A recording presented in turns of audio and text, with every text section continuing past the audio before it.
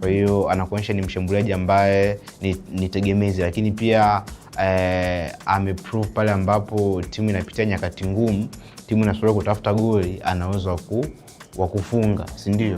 Utakumbuka mechi dhidi ya Prisons, Yanga amestruggle sana dhidi ya low block ya Prisons, lakini nafasi moja kwenye box ikamdondokea akaweza kuscore. Kwa hiyo kwenda kumkosa aina hii ya mchezaji kwenye mchezo ambao unafuata, mchezo ambao ni mgumu zaidi kwenye mwendelezo wa mbio za ubingwa, inaweza ikawa ni changamoto kwenye eneo la ushambuliaji, kwa sababu Dube amekuwa hana mfululizo ama mwendelezo mzuri wa kufunga magoli since season imeanza, nadhani na magoli 6 na yeye, lakini hakupi assurance ama hakupi guarantee kufunga mechi baada ya mechi, si ndio? Depo amekuja kwenye mechi chache, ametai magoli na Dube ambaye alikuwa since the start of the season. Kwa hiyo unaona aina ya mtu ambaye anakwenda kukosekana kwenye eneo la juu la Young Africans, kumkosa Depo kwenye mchezo ambao inafuata inaweza ikawa ni changamoto kwao. Sio mzee wa Buba.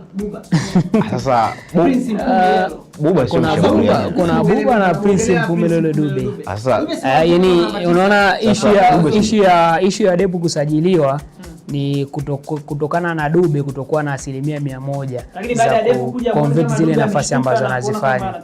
Issue sio kushtuka, issue ni wameenda kutengeneza link up ambao ni nzuri juu. Kwa maana kwamba kilichokuwa kinamtesa Dube ni kupata mtu ambaye anaweza kulink naye vizuri juu, kwa maana kwamba Dube kusimama kama mshambuliaji pekee kwenye eneo la juu ni kitu ambacho ni kigumu sana kwake. Lakini pia ujio wa Depo ulipunguzia Dube pressure.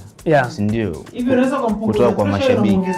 Wanampunguzia pressure of course, kwa sababu Dube akiwa anacheza uwanjani sasa hizi anaamini hata mimi nisipofunga kuna mtu ambaye anaweza akaamua matokeo, lakini kwa nyakati za nyuma ambazo alikuwa peke yake yeye ndo alikuwa anategemewa kwamba aamue matokeo kwenye nyakati zote. Kwa hiyo lawama zote ni kwako.